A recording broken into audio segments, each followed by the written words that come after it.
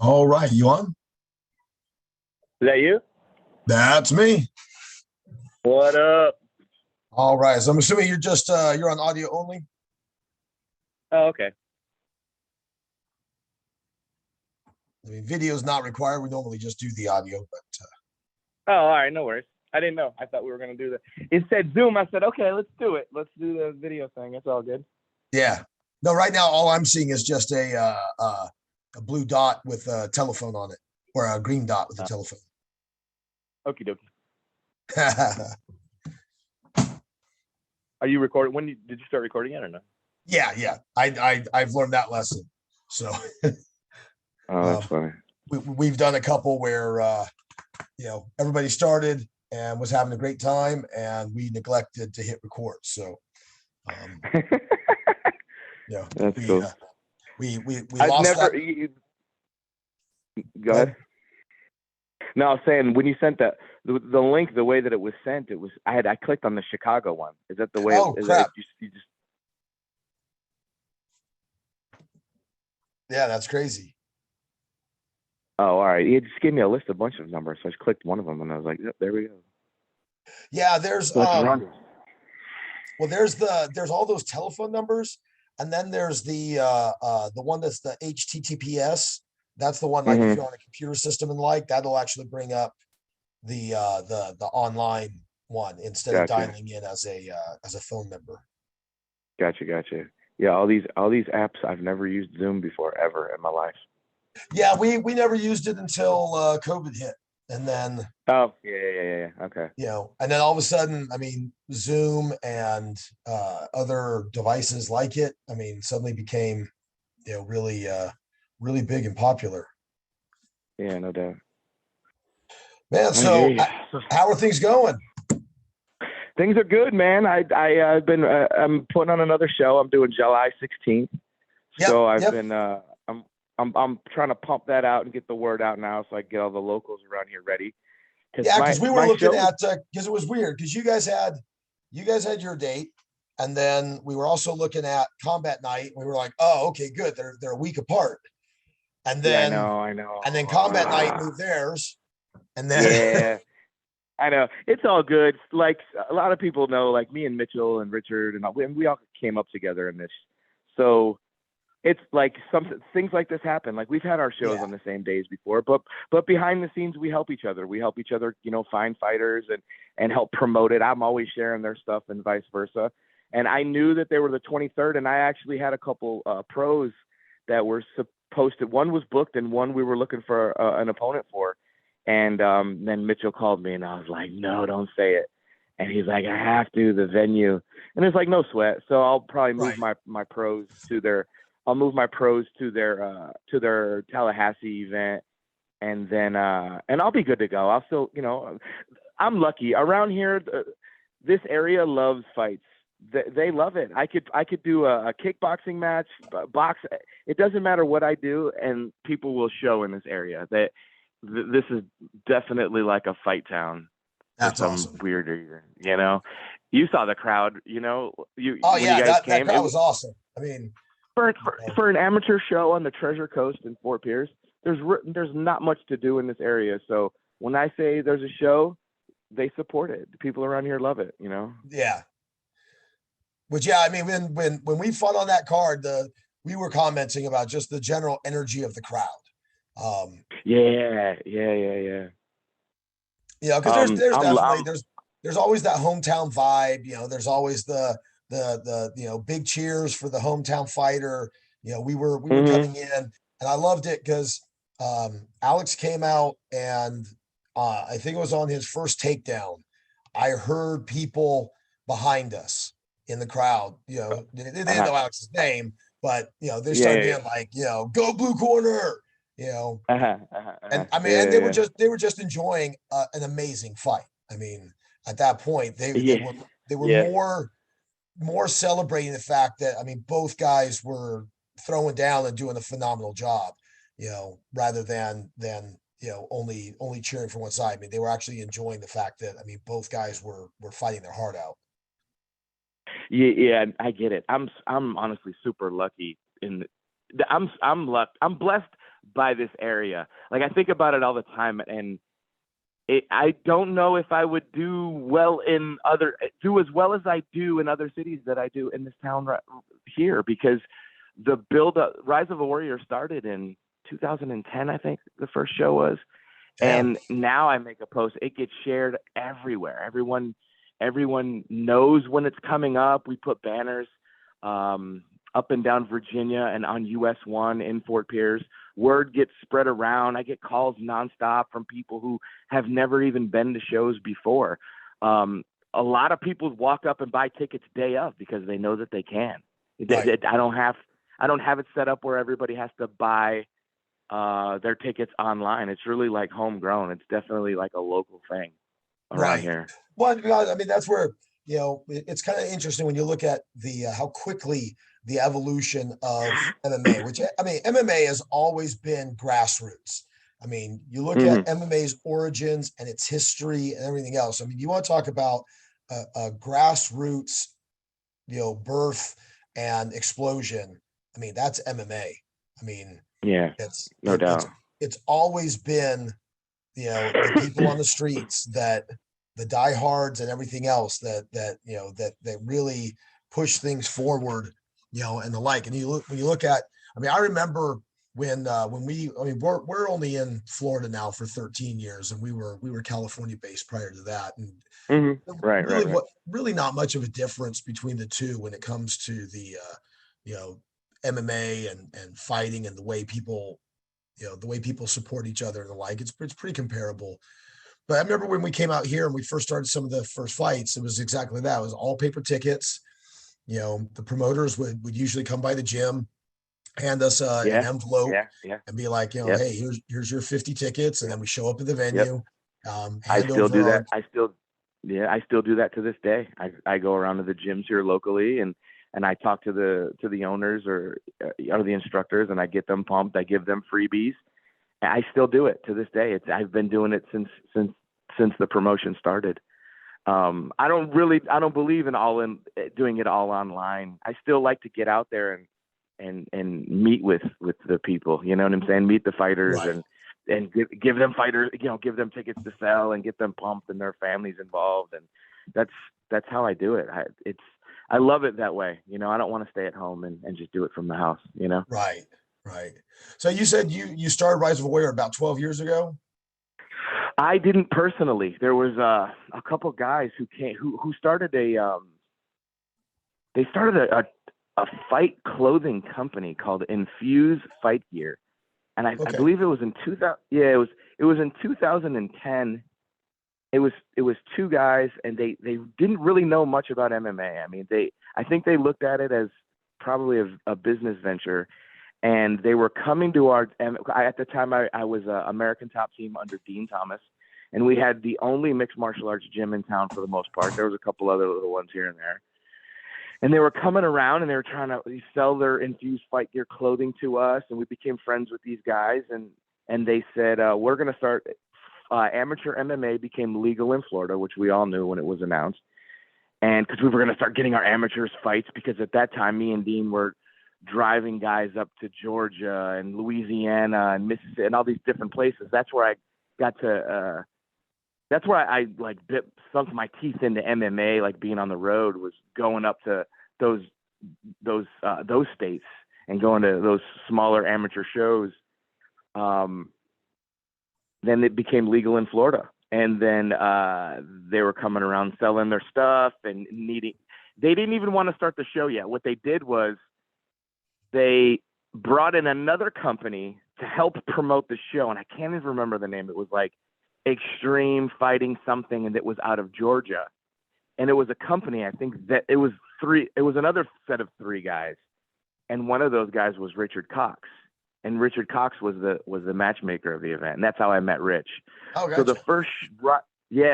the first Rise of a Warrior show was in 2011, and Richard Cox was the matchmaker for the first, I want to say two or three shows. And then something happened with the owners, because there were so many of them at the time. There was a split, and then I ended up with the matchmaker's job.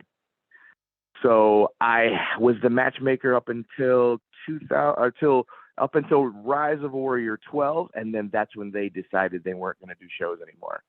Oh wow. So yeah, I think it was like right around 2013, and then I took over at Rise of a Warrior 13 by myself. So yeah, so I've been at it for about 10 years by myself with it. Nice. Yeah. So it's been fun. I mean, I love it. I try to do them 3 or 4 times a year around here, and at the same time, I still teach around here locally. I teach kickboxing at a local MMA gym, and keeping everybody involved, with fighting in the area. Right. So with Rise of a Warrior, I mean, especially as long as you guys have been operating, I mean, what are some of your most memorable, events or most memorable memories that have happened? I mean, it's a lot of Well, events. in the beginning of Rise of a Warrior was kind of wild because they used to do like a tournament style. They would do a tournament style like brackets and pay the winner of this tournament out of like a sponsorship, like a sponsor situation. So we had guys that were in this tournament that have like Charles Rosa was in it. Charles Rosa was in it, Chad Livingston, a couple other names who've actually gone really far in the sport. Like I've had, even back then, like Mike Perry fought, it was a 170-pound tournament. And I think the winner of that was going to get like a $5,000 sponsor check from Infuse Fight Gear, the company that they had. So back then it was like, it was much different. There was really, the area was super new to the area, and the marketing back then was crazy. These dudes that owned it then had I guess you could say they had deep pockets. They would do things like put the promotion on billboards on 95. Wow. So the name really got out there in this area about MMA, cage fightings. Dean Thomas was the commentator. Mike Perry was fighting. Before these guys were even, famous, these dudes were fighting. There's been a ton of UFC fighters that are currently in the UFC that have fought on Rise of a Warrior. And for me, when I think back, I'm like, man, I can't believe that Alex Nicholson fought on my card, or who else? Cheyenne Vislamas and Jillian Robertson, and a lot of fighters came up, and they're in the UFC now. So that's something that I always think back. I'm like, man, I own the show that all these cats came from. It's kind of cool because then I'll see them on TV, and then my sons are like, Dad, you remember when they fought? Remember when they fought on Rise of Warrior 14? You remember that? You match made them? I'm like, yeah, no, I remember. So that's kind of cool for us. Yeah, no, that's kind of awesome. Yeah, and that's the thing. I mean, there's with events of that nature. I mean, there's so much history when and like I said, there's so much evolution that's taken place, over the years. I'm I hear you. I'm being kicked out of my space. It's kind of funny. It's my space, but I'm getting kicked out. But yeah, that's I mean, like way back in the day, which actually I think there's a resurgence of it going on right now. I mean, I remember in the early days, all the different clothing companies that were trying to come out. They would grab onto a word that was popular, and then plaster that word on their shirts and things of that nature, and that would become their brand. Yep, 100%. And then I get it because and then most of them didn't last. I mean, they turned and burned so quickly. Then everything kind of slowed down a little bit. I think we're kind of back to that resurgence right now because there's a ton of new brands, new gear companies, new that are kind of jumping back in, which I think is kind of showing a regrowth of MMA's popularity. Yeah, I get it. I know exactly what you mean too, because there'd be times where it'd be a guy that would come from an hour away and show up on us at American Top Team, and he'd say, "We've got we just started a company called Heavy Hitters." Right. Or Sinister, and and villain fight gear and all these different things would pop up out of nowhere, and we'll work a deal with you. You guys can have 25%. Just sell it in your pro shop for us. And we just like, man, we're selling our own stuff. Like, we're selling our own shirts. We've got our own logos on our own things. Like, this Right. doesn't work, And that was a constant thing for us. So I was the program director for an American Top Team. Dean Thomas had an American Top Team here in Port St. Lucie, and I signed up I was one of his first students that signed up on his grand opening weekend in 2004, and Wow. that's when I started training. Yeah, and after about a year, I was helping out with the office and teaching some kids classes, and my sons were in the programs too. I have a son that's 18 and one that's 22. So this was 2005, 2006 at this point. They were in my kids program. So I was in and out of the office all day long, and that would be a thing. It'd be a fight. It would be a fight, new fight team shorts that just came out, or shirts and hats, and they would be awful. Some of the names would be so awful, but it was such a thing back then. I remember happening all the time. Yeah. Yeah. Like I said, I kind of see that resurgence happening right now within like the last couple of years of all the new upstarts. And, I think a lot of it has to do with, I mean, shoot, I get hit up probably at least 10 times or more a week of, wow. Facebook or the like, of people like, check out my wares. Of all these, because truly speaking, there's very little. Most of these companies now are almost all using the same groups to make their stuff. It's kind of funny that because most of the stuff right now, it's China or Pakistan. It's very rare. Absolutely. If you're working with somebody that's in the U.S., typically speaking, they're not manufacturing it. They're just a middleman, that maybe puts the art together, and then they shoot it off to somebody overseas. Yeah, definitely. Yeah. Except for a few groups, like I think Origin is one of the few that I think they actually do promote that they are true American made. Even what they do, I thought I heard a podcast where they bought a loom so that they could make their own fabrics. Because even when they said that they were trying to get it to where like, their gis were being actually made here in the States, but they still had to buy their fabric overseas because you couldn't get. Oh, wow. Okay. And so they went out and bought a loom so that they could make their own fabric, so that they could truly say, but most of the others, I mean, there's, like I said, it's kind of funny how, I mean, there's a lot of them that actually use the same. So these companies, like I said, I get hit at least 10 times a week, if not more, of these different people, check out my stuff.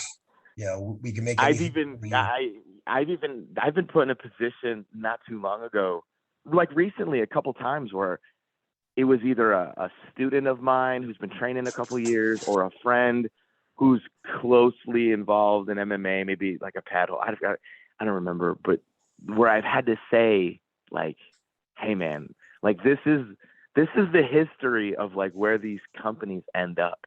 And I've listed probably 7 or 8 of them that I know that have started and ended within a year. And it's like clockwork with some of these little companies that start out. Buy my shirts, buy my rash guards, buy my shorts. The name of one my buddy came up with, it was going to be on-site MMA products, whatever it was. And I was like, man, and it was going to be like a little scope, like a for a gun.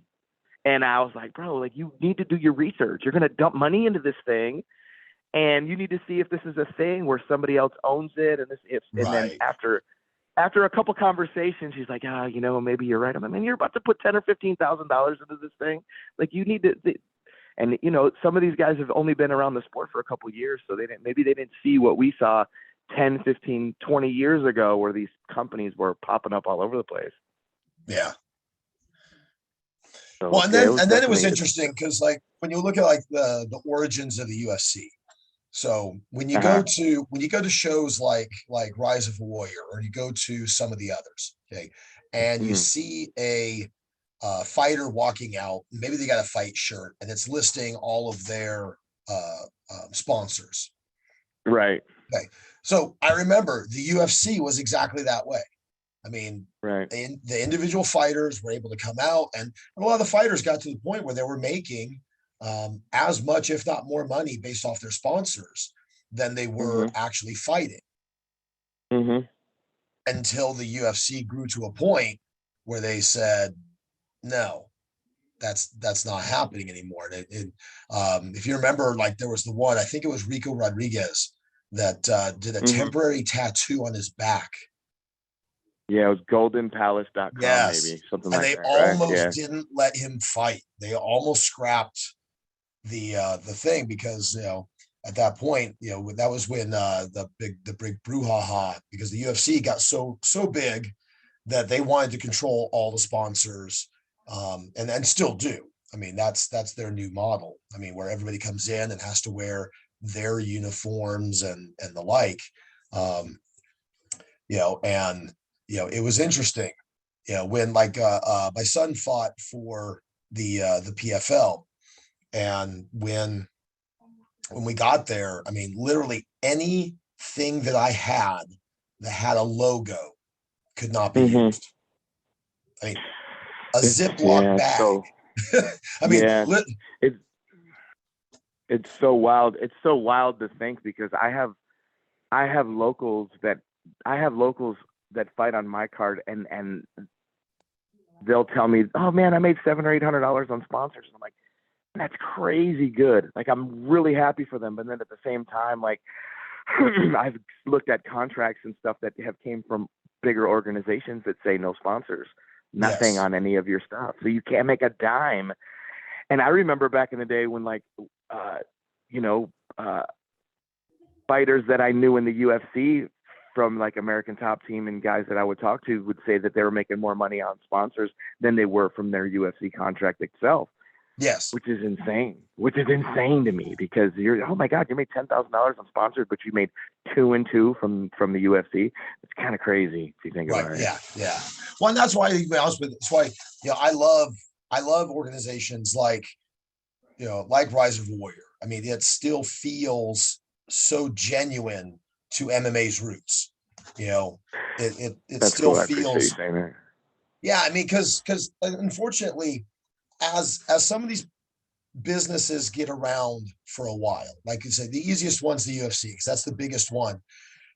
It started off, obviously, I mean, it was the flame that launched this whole thing. So Hmm. it didn't really have much to compare itself to. But I mean, I do remember though that in its heyday, the UFC almost died. With I remember. Yeah. when the U.S. government, Senator John McCain, and the like were anti MMA, and Hmm. questionably, questionably why. It's there's a lot of speculation out there that there was pressure from some of his people, that were more connected to boxing, to say, Right. you got to get rid of this. But it's interesting though that, I mean, there was a time period when it was banned from cable, and the only way you could catch it was to either be live or somehow have like a satellite type feed. And it was that grassroots, we're not going to give up attitude that saved MMA. And unfortunately, I almost kind of feel like when the UFC got to a point, they forgot that, that they forgot that they kind of exist off the blood, sweat, and tears of other people's, work. And I think they kind of Yeah. forgot that when they started to close off, where they said, no, you can't show any other sponsors. It can, it's got to be UFC uniforms, and part of it, I get it. I mean, to an Hmm. extent, I, Hmm. I I think it's interesting when you're looking at a fight, and you watch the show and you see, everything looks clean, and it looks proper, and you know and Hmm. and and at times, I mean, almost looks a little too sterile. Um, you know, Yeah. Yeah. Yeah. Nah, yeah, yeah. And that's where, like I I said, when I go to local shows, when I go to Rise of the Warriors and things of that nature, that to me feels so genuine. When you look at what the heart of MMA actually is, Yeah, it's like no, I understand. I that's get what what you're embodies saying. it. Yeah, like UFCs that I've been to, I'm amazed by what's going on behind the scenes to make what's happening happen. Yes. I look, you know, I don't know. I remember being I think I was in Anaheim for, it was Daniel Cormier against Stipe Miocic, the one where Daniel was dropped by the body shots, and Yes. Nate Diaz fought Anthony Pettis on the same card.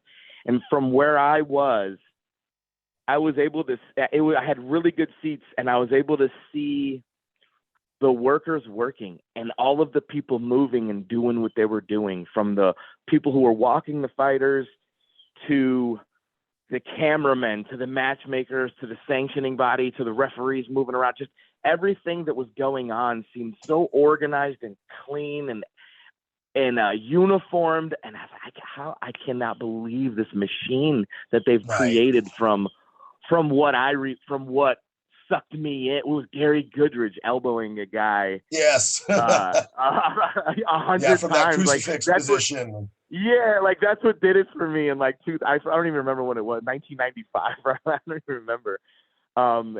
It's insane. It's crazy to me that this is what it is now. And then I go back and look at my show, and I'm like, I've got to tighten up. Like I've got to change some things.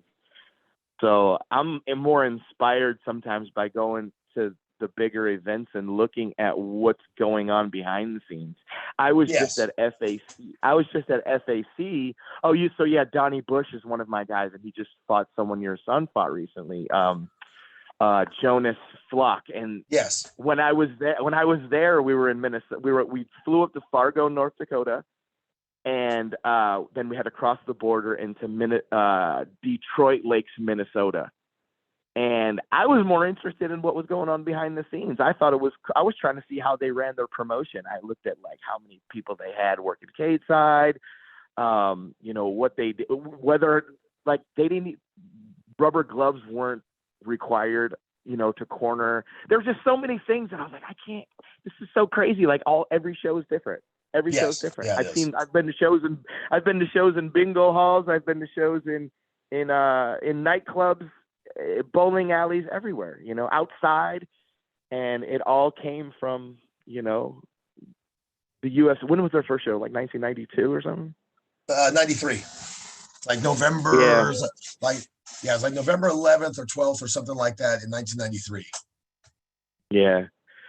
So I'm interested in kind of the behind the scenes of That always became my MMA fascination. I got lucky enough to start off, never connected to the UFC, never. I mean, other Yeah. than being able to go to a show, but you know, we had a lot of local stuff going on, and I ended up with a decent amount of my friends and training partners that did end up fighting in the UFC, or fighting for Mm-hmm. some of them going over and doing a couple shows in Japan, or if you remember like some of the old Bodog fights, um, Yeah, doing. I do. I remember Bodog well. I remember the hype around that was crazy. I forget the guy's name, Calvin something.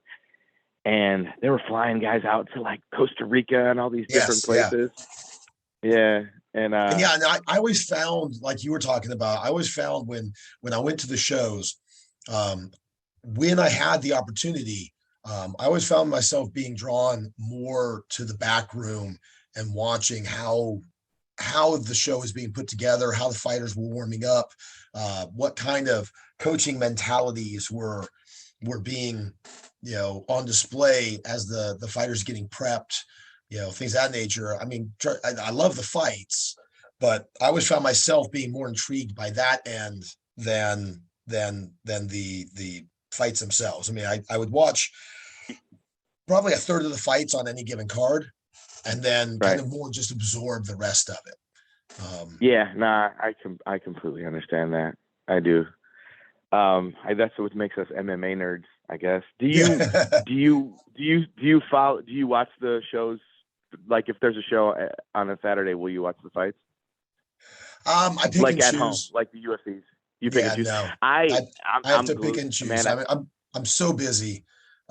Yeah, no, I understand. I don't even watch. I don't watch sports. It's been MMA since it's been MMA since the day I used to Yeah, be big into fantasy football, and I used to fantasy basketball and all these different things. I remember in 2001, 2002, and then when the American Top Team opened up in town, it was a wrap for me. That was it. I was hooked, and I never looked back. And now yeah, I'm consumed by it. If I can, I'll watch a whole show from start to finish on a Saturday if I have time. If I don't have anything going on, I'm in. right. Or unless I'm at a show like this weekend, I'm helping out with the sanctioning for the combat night down in Fort Lauderdale. Okay. So I'll be doing that. I won't be. I'll either be judging or timekeeping or doing something. But it's I'm involved with something's. If it's in person or it's on watching it on a Saturday, Yeah. I'm in. You know. And that's the thing we've been, because I mean, once I was never really, I mean, I played a lot of sports, but I never cared to watch. And then Mm-hmm. once MMA hit the scene, I mean, I was an encyclopedia. I mean, I watched, I studied, if people asked me questions, like right up till probably about UFC 75 or 76, I mean, Mm-hmm. I could pretty much tell you the wins and losses and hows and everything of Oh just about wow. every show. Yeah, yeah, Um, yeah, yeah, yeah, yeah. then then it started to explode. Then it went big. And then shows were Mm-hmm. happening so frequently. And then we started to get much more active ourselves. And so like there was one weekend not that long ago. Um, we we were in, I think, five cities here in Florida on a given Saturday. Oh Where wow. we had, like, my wife and I were out in over by Tampa for an event. Mm-hmm. Our son was in over by Celebration for an event. We had some other Yeah. people that were, and so unfortunately that's kind of how our weekends typically have gone now. Like, I mean, people ask me all the time, they're like, well, why don't you guys do Saturday classes? I'm like, because I cancel them all the time. Like, because Yep. Yep. Yep. Yep. events I pop get it. up, and I'm like, so we just stopped doing them because, on any given Saturday, we're always somewhere, and Yeah. anymore we're in more than one location.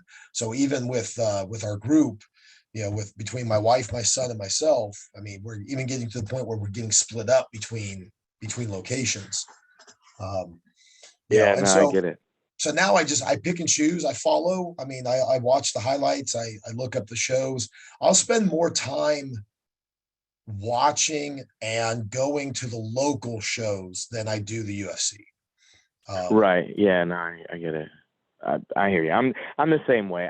In fact, me and Richard Cox were having a late night texting like 3 days ago, and I was like, I don't know what I would do. I don't know what I would be doing with myself if I didn't find the sport. And he was like, me and you both, brother, Yeah, because we're all in. We're all in. We're talking about local fights on the regional scene, and we're talking about fights in the UFC. And I mean that. I really don't know what I'd be doing with myself if it wasn't. Maybe I'd still be like a program director of a martial arts gym, or teaching, or maybe even driving a truck. Who knows? But I I wake up every day loving what I do. Like, I have yeah, so much to do today, and when I wake up, I'm like, I've got to tackle this list of things. I'm helping match make this show. I'm sanctioning on this one. I got to talk to sponsors here locally about my show. I got to get graphics made for Rise of Warrior for that. There's things to do, and I love it. I love it. yeah, I'm yeah. And that's the super thing is, fortunate. once you're in, this is I'm just about to complete my first year of this being my only job. Oh It's yeah, really? taken me, you know, almost 30 years to get there.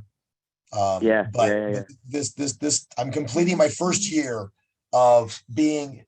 I mean, this is where I put a post out the other day. I was like, are you a professional martial artist just because you get paid, or is it when it actually becomes your profession? And I've been struggling with this Mm, because I've been paid as a competitor, I've been paid as a promoter, I've been paid in a lot of capacities in the martial arts, but it's right, never been my profession until this year. Because right, right, right, this right. is when now, I mean, I quit my job of 23 years, which is actually, that job is the reason why I'm even in Florida. I quit that Uh-huh. job of 23 years, gave up a really good safety net to try to do this full time professionally. Um, Mm-hmm. and because I mean, up until that, I mean, I've been doing this now. You know, I've been we're 7 years as an academy here in Florida. We were 10 years prior to that, so that's 17 years. I took 3 years off in between. And so I mean, we've been doing our own academy and our own tournaments and our own Yeah. fights You've for almost you've 20 done, years. yes. Yeah, so so how many, you've done a couple shows of your own, right? Yeah, here in Florida, we did, which was Christian's brainchild. I've wanted to do one for a long time, and then, Uh but I mean, it was one of those things where, it's difficult when you're trying to get, and support a bunch of other people that are all doing the same thing. So finally, when my son came to me and said that he wants to do one, I was like, "Let's do it, buddy." So yeah, we did yeah, two. yeah, yeah. Um, Did you do he two? he formed his. I think I remember him talking to me, "Hey man, let's talk, if you have any fighters available on this date." I remember vaguely like that, me and him talking about doing something, like me sending some guys up there. And Did you guys do it at your academy, or did you have a venue? no, no, no.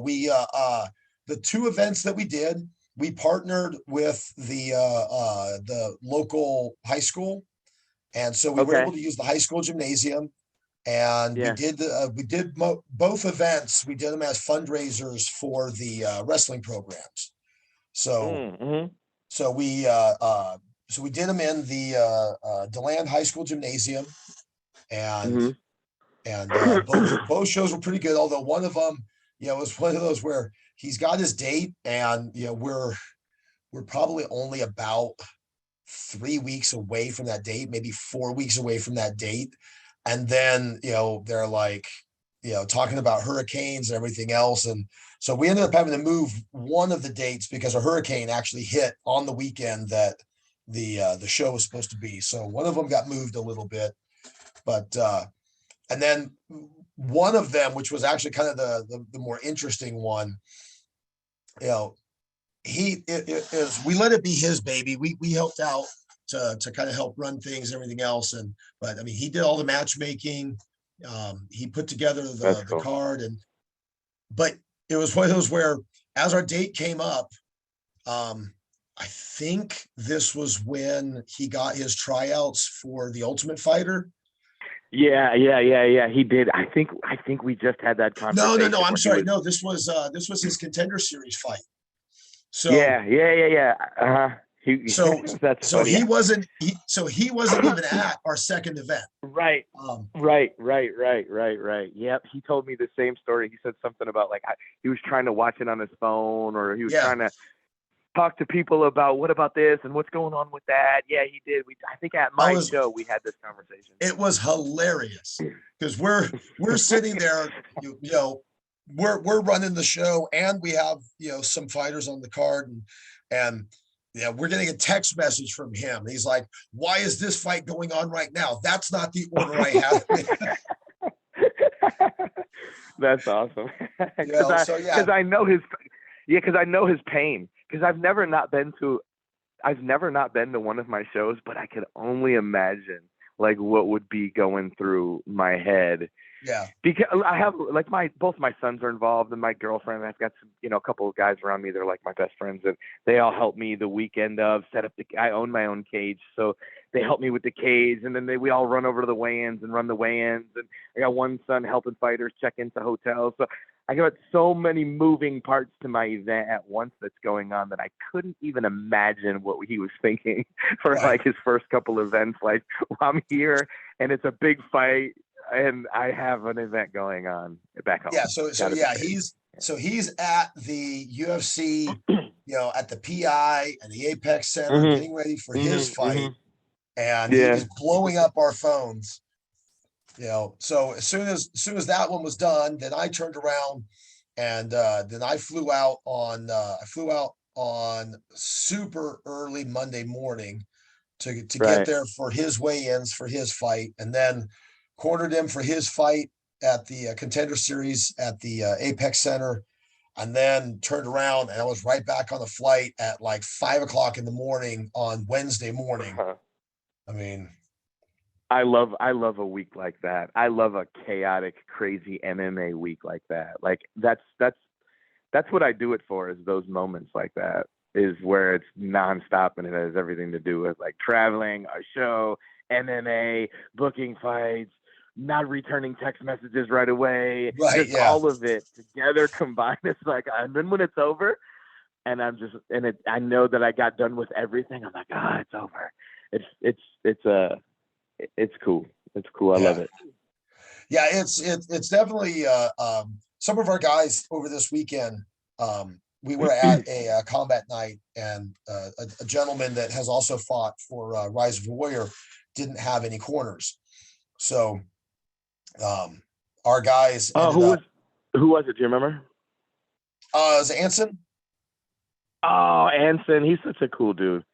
and Yeah. so he didn't have any Yeah. corners. I've helped him out now at a couple shows. He was doing a Yeah. kickboxing one on this one.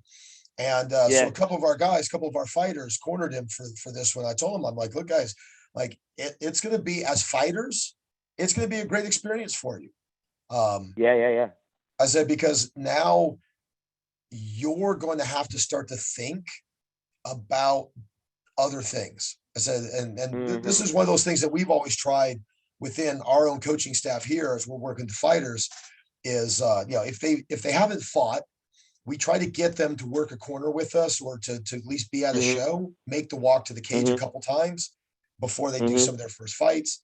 And I'm like, man, this is for you guys. I mean, this is a great learning experience that, because now when you guys are there, you're going to have to really think about the fights, when you're there. I said, as far as I'm concerned, it's only going to help you grow as a fighter by Mm-hmm. doing these things.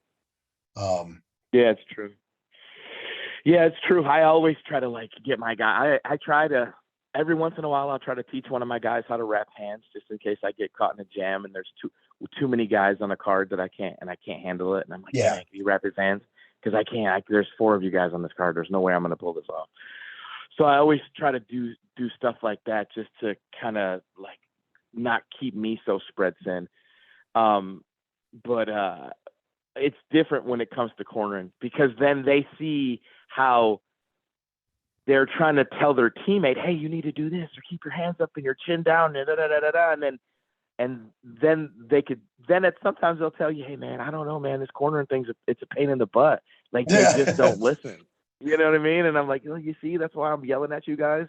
Right. Or that's why I'm, trying to tell you last minute instructions before you walk into the cage.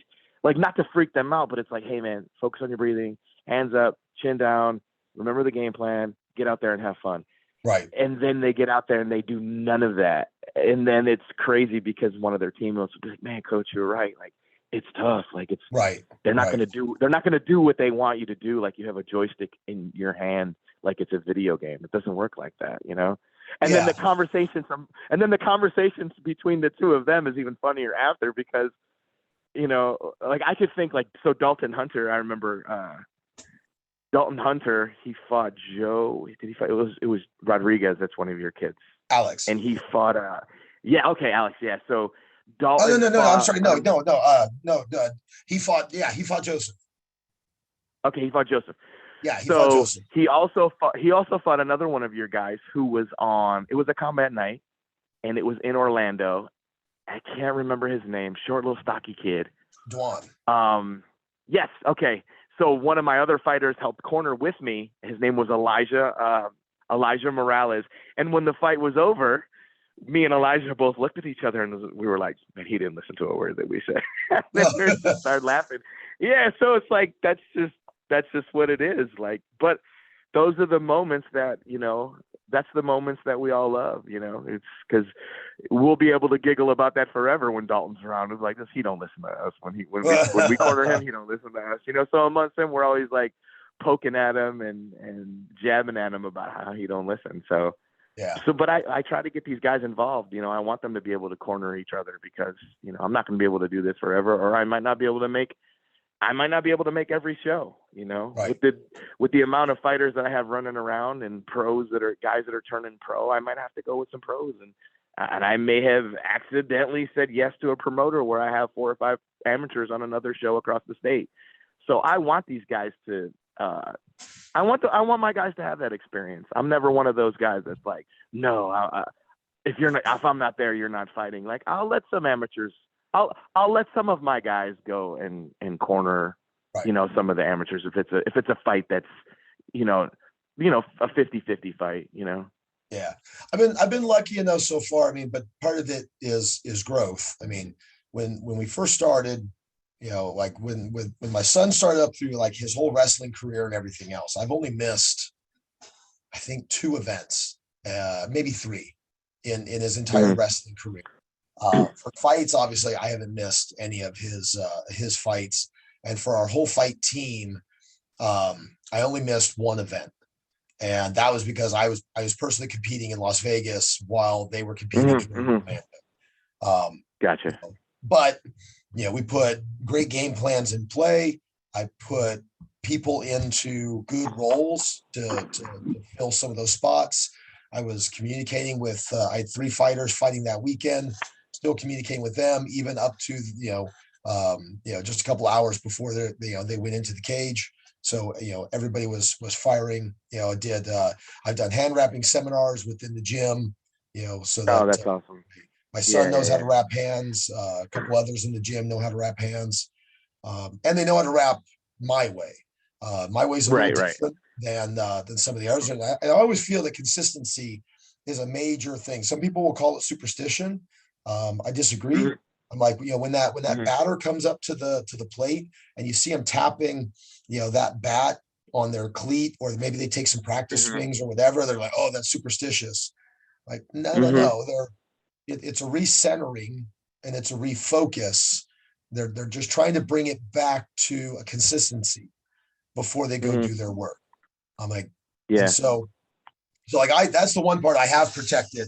I've been to a couple events, even some big ones, where they were like, all right, so you're going to bring your fighter down to the cage, and then we're going to do X, Y, and Z. And I looked at them and I go, excuse me, and they're like, oh wow, yeah. We're gonna do this, we're gonna do that. I'm like, is that a requirement? I'm like, because I don't rules. I'm like, I get it. I'm like, so unless you're telling me that I can't, then I will be, I will be wrapping my fighter. I will be putting Vaseline on them before they go in. I will be the last one until they see the referee going in. Now, every once in a while you get to an event where, where unfortunately, like PFL didn't let me put the Vaseline on Christian. They did it there, but that was a requirement within the organization. Right. But all the others, I was like, nope. Like they had a guy that came in, at the UFC. Christian comes in and I'm talking with the UFC guys and everything else, and I'm like, because they had their guy come in and he was wrapping hands and everything else. And I told him, I said, is there a requirement that you have to wrap their hands?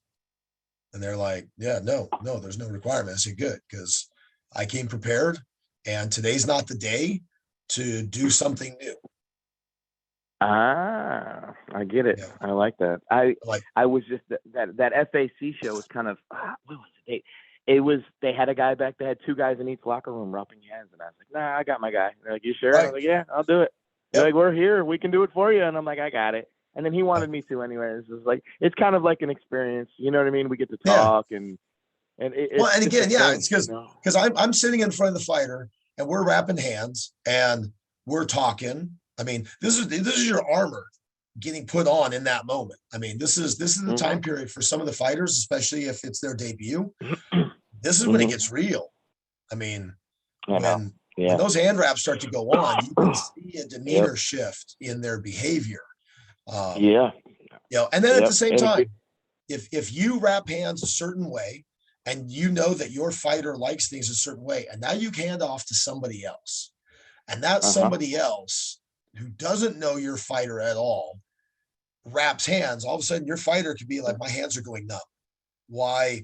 And now they're worried about their hands, not worried about the fight. I get that. Are you there? Yeah. Hello. Okay. I thought I lost you for a second. Yeah. No. It was. I see that too, and as far as like the demeanor, because that puts me in a position to figure out what it is I might need to say or not say when it comes to talking with them and seeing where they're at mentally. Because I know all my guys. I know what they need to hear. And I know what they don't. Sometimes I got to tell guys to get out of the locker room. Like, he's focused. His headphones are in for a reason. Leave him alone. I don't need all you guys in here. Go out into the crowd. Or, sometimes I'm annoyed with promotions that are allowing more people into the locker rooms than should be, because the last thing I want is for one of my guys to, while I'm wrapping his hands, 2 or 3 of his buddies from high school come up and be like, "You're gonna kick his ass," and I have to say something. I've got to say something like, man, you got to give us a little while. We'll see you guys after the fight. And that's a pivotal moment when it comes to getting ready to go out there, because I can tell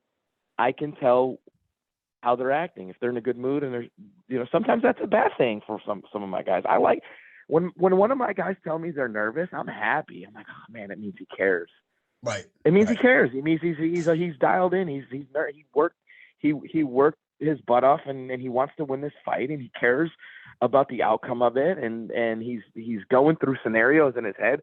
I want my guys to say that they're nervous, and that's the only way I'm going to pick up on that, is when we're sitting there face to face, eye to eye. I'm touching his hands with my 2 hands, and I'm able to talk to them and see where they're at, and or not talk to them or leave them alone.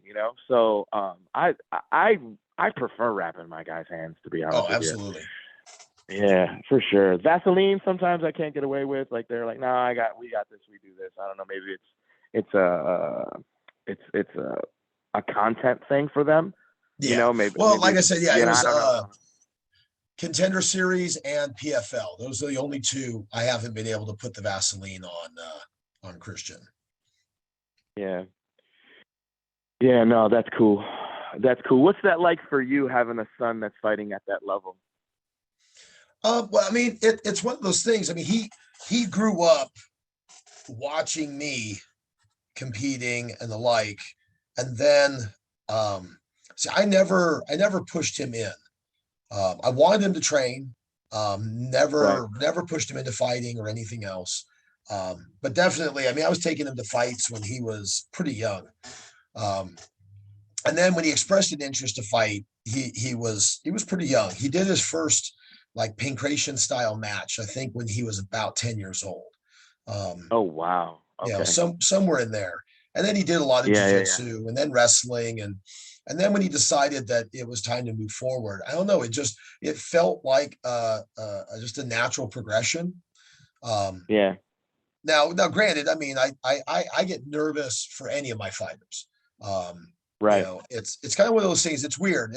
I'm not so sure I'm nervous for them. I'm always that guy that's sitting there going, I'm analyzing it beforehand. Did I do enough? Did I do my job?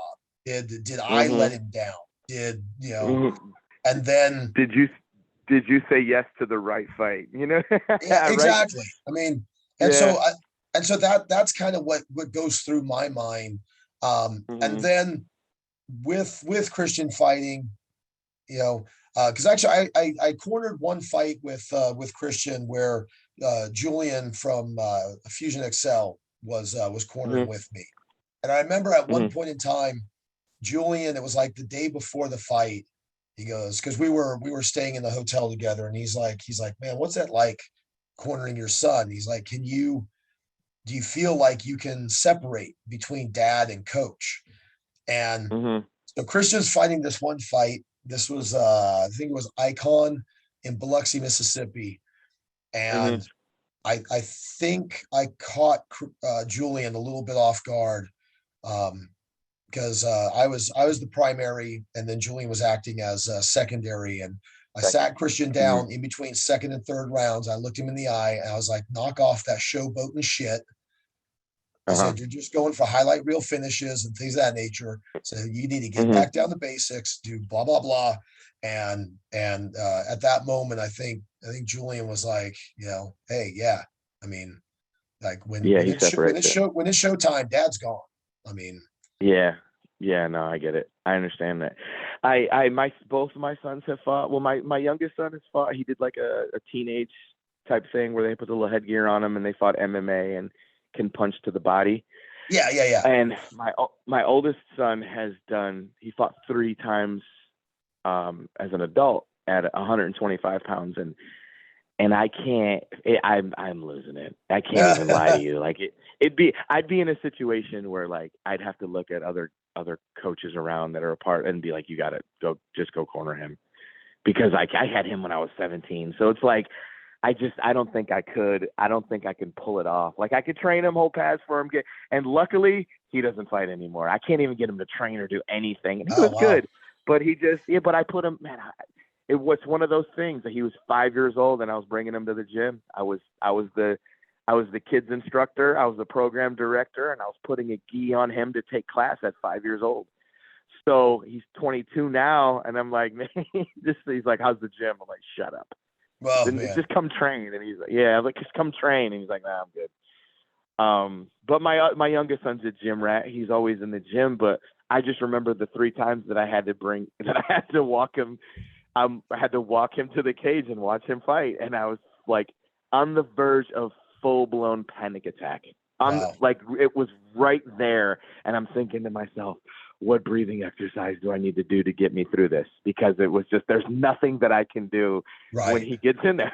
So it was like I'm not one of those. I don't think I can separate it. I can do it for my own guys, but when it comes to my own, I can't. I can't watch.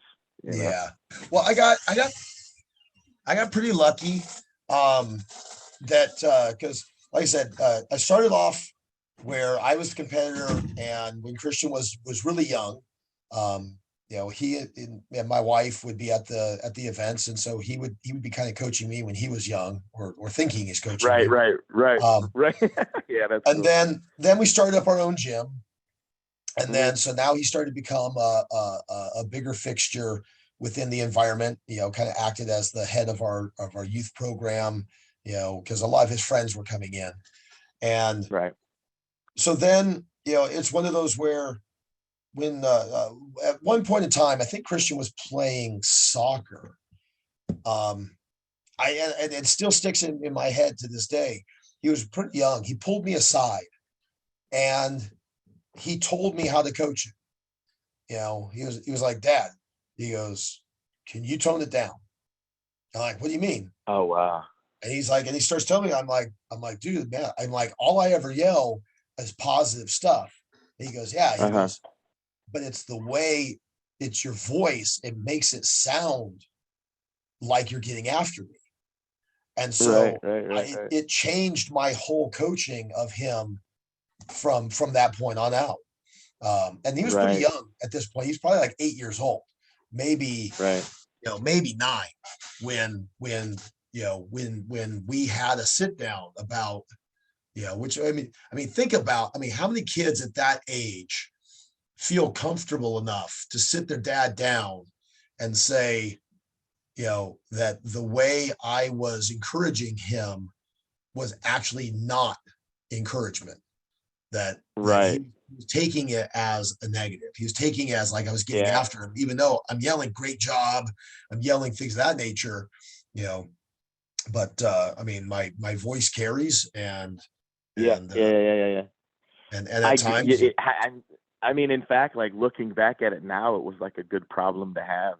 Yeah. having somebody who a kid of that age to be able to communicate that to you is pretty cool, because I remember talking with my kids and me saying, "Hey man, you got to just," or if they're going up to the plate, if they were doing baseball at the time, or nagas, or whatever it was, and me telling them to do something, and they're like, yeah, with no eye contact, and I'm like, "No man, hey, listen to me, you have to do A, B, and C," and they're like, "Okay," and it doesn't happen. But if their coach or someone else said it and then they listen, and I'm like, "Oh, you just don't want to hear it from dad. Like, you Yeah, don't want to hear exactly. it from dad, but you'll hear it from your coach." I'm like, "Oh, okay, I see what's going on here."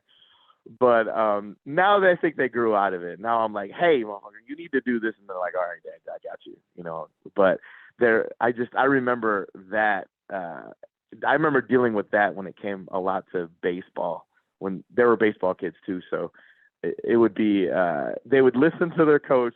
I mean, honestly, the coach probably knew better than I did, anyways. But um, that was a thing. But for him to be able to tell you that back then is kind of cool, you know. Oh, and you could tell him as dad, you could tell him something 50 times, and then Uh coach tells him once, and they're like, "Oh man, that was such amazing advice." Yes. huh.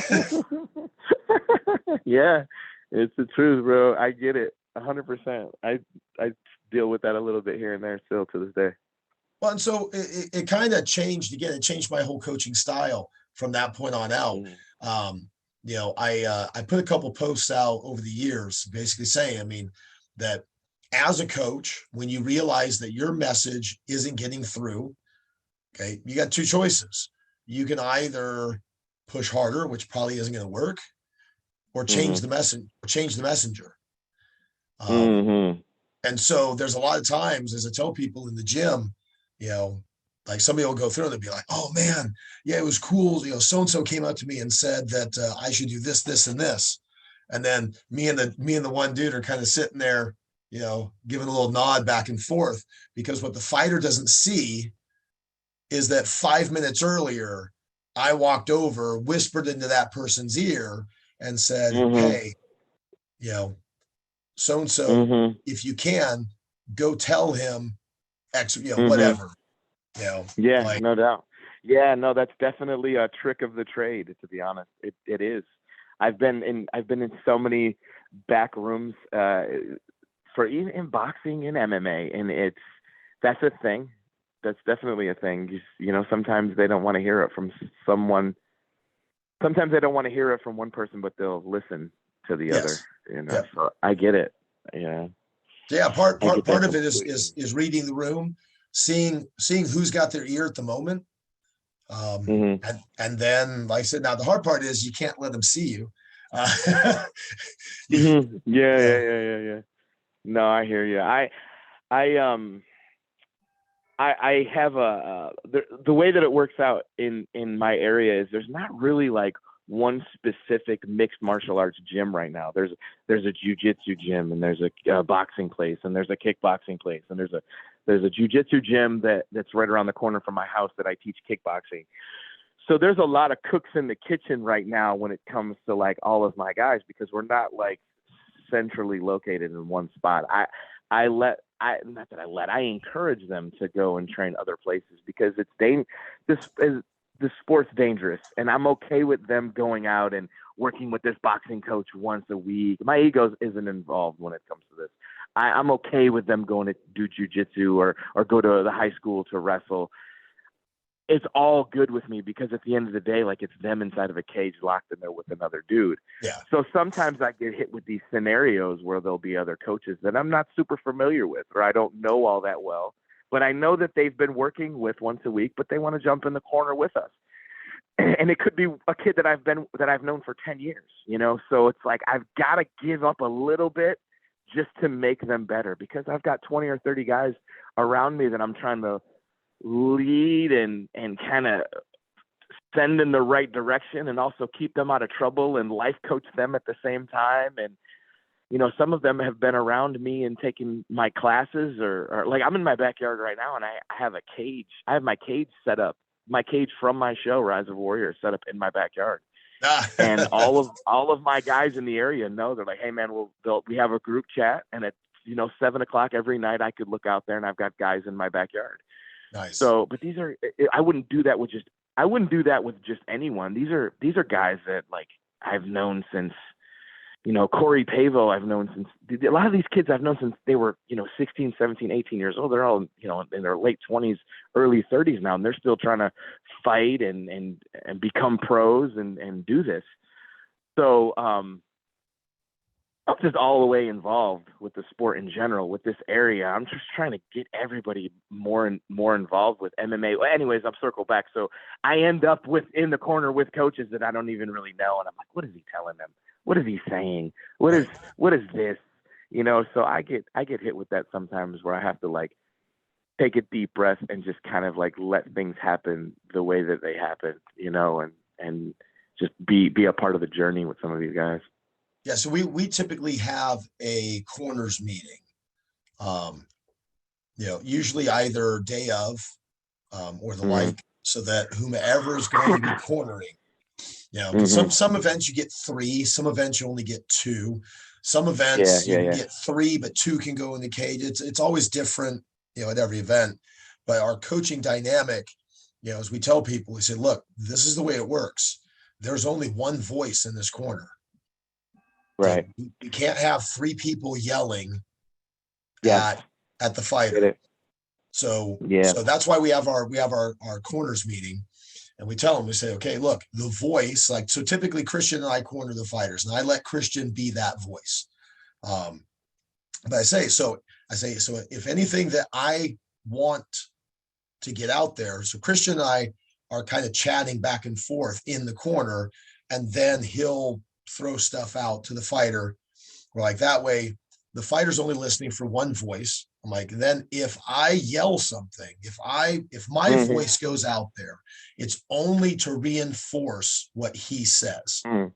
It's only to then encourage, Yeah, no, I get it. I get it. I've been in situations where like I'd be the coach in the corner, and then it'd be one of my kids who worked with a boxing coach locally who I don't know all that well or whatever, and I'd be saying sprawl, and the dude who's a boxing coach would be like, do the kick out, and I'm like, sprawl, like, hold on, man, stop. Right. Sprawl, and then this dude's like, do the kick out, and I'm like, man, stop. I got this. I'll do this part. You can talk when they're standing. When they're standing, you can talk. Like, oh no. So that's a true story. Like, that has happened to me before, and probably years ago, 5-6 years ago or more. And I've had to like tone that down and talk to some of my guys. All right, man, if you're going over to that boxing gym, like, it's a little different when we go to MMA. Like, I gotta, whoever this cat is, I've got to, either you're gonna say it or I'm gonna say it. That like when the fight is happening and certain situations are going on, I'm gonna be talking. Like, I'm gonna be saying. I might tell your guy not to say a word just because I know you don't want to hear chatter from the corner. Like, you're one of those guys that like to just figure it out while you're out there, and you don't want to hear me yelling at you or anything. I have guys like that, So I mean, that's a thing too. So. I've definitely been in positions where it was very strange. Well, then we're also not because you've seen some where like literally the corners don't. I don't think they breathe.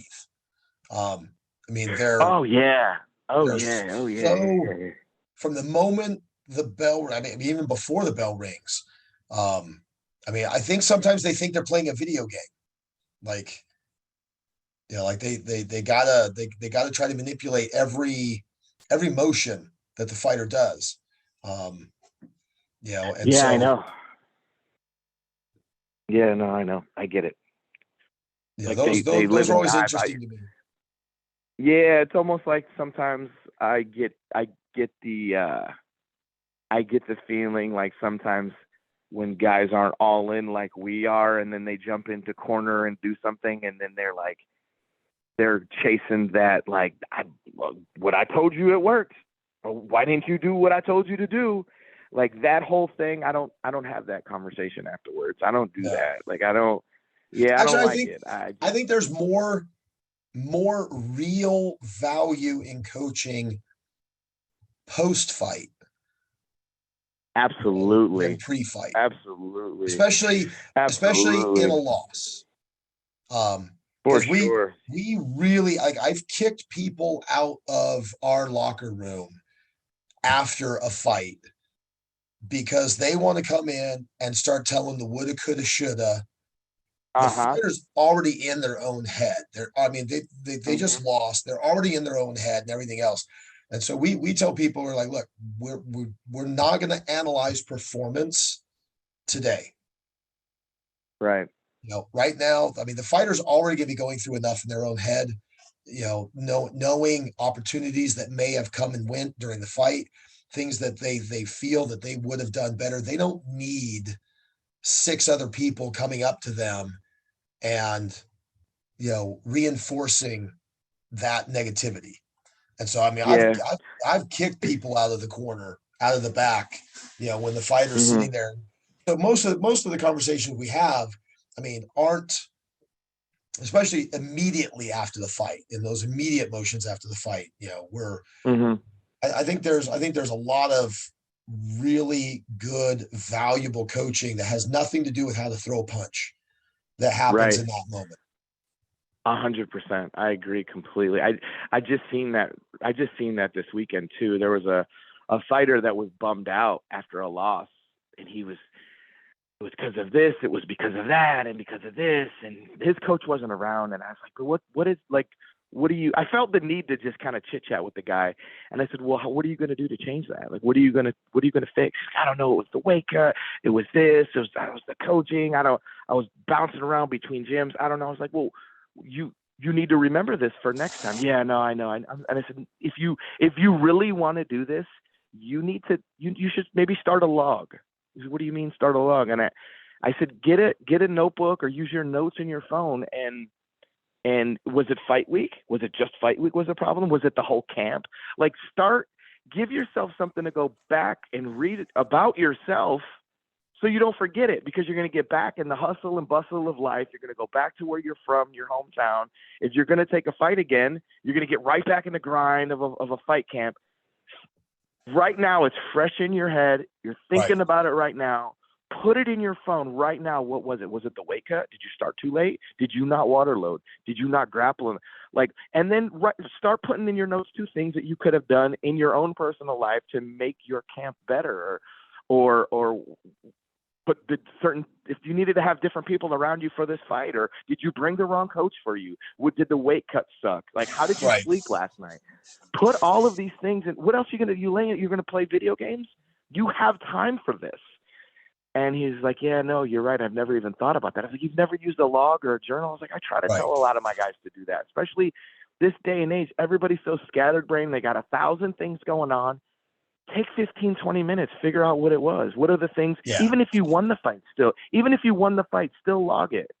Still log it. Well, Because then you can go back and look, okay, I fought in another town. You can reference, you could use something as a point of reference and go back right. and read about the fight that you had that was 10 hours away, and now you're fighting again and you're 12 hours away. What was it like for you? What were the issues? Were you not able to get food?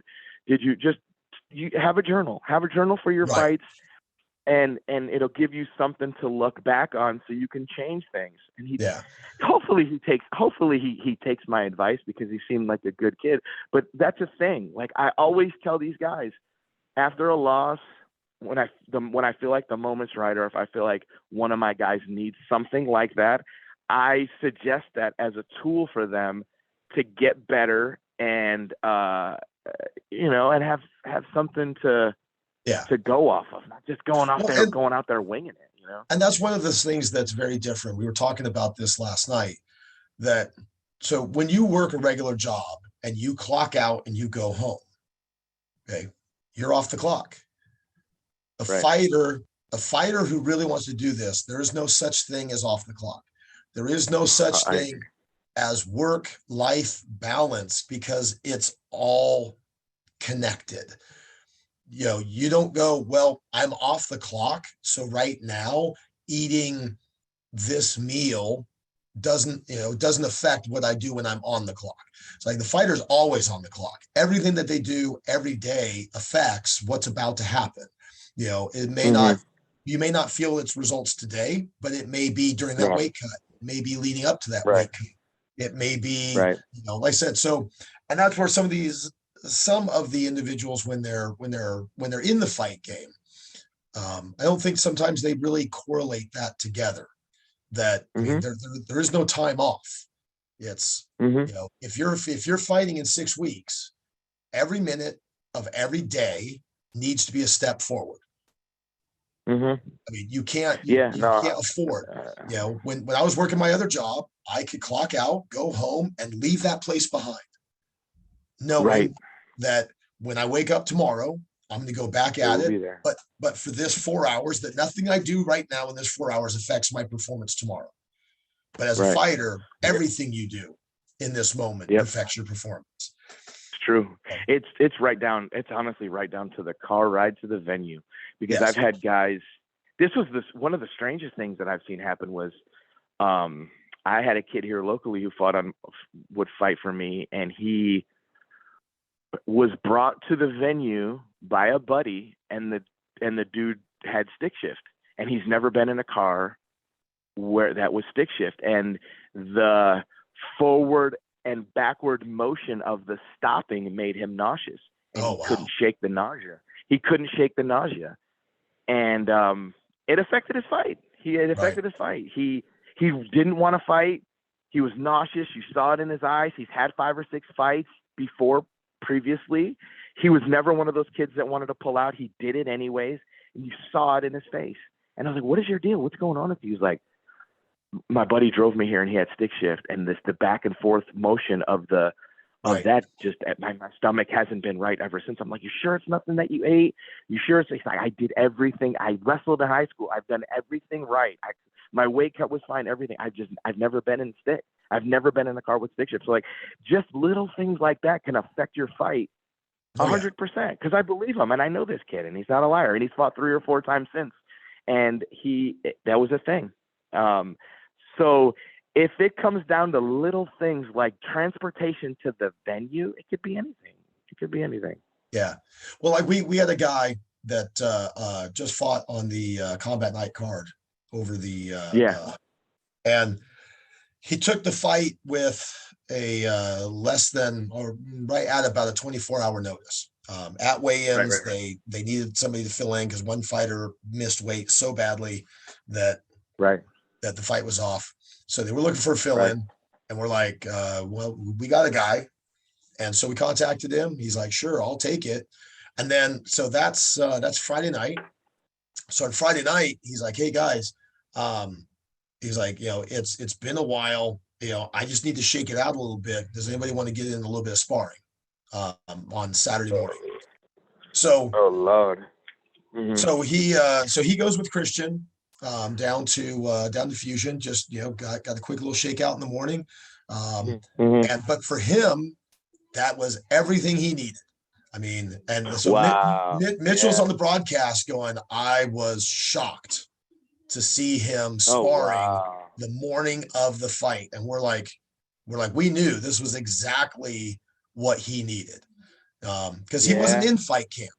I mean, he wasn't in fight camp. He just, opportunity came up, and he's one of those game guys, and he's like, yeah, he goes, I'll take it, but I just need to get a little, shake that rust off a little bit.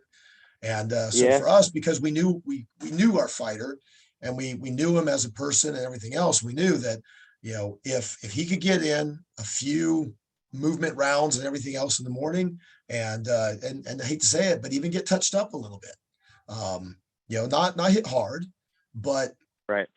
but just to get touched a little bit, that we knew his performance Saturday night would be way better, and it was.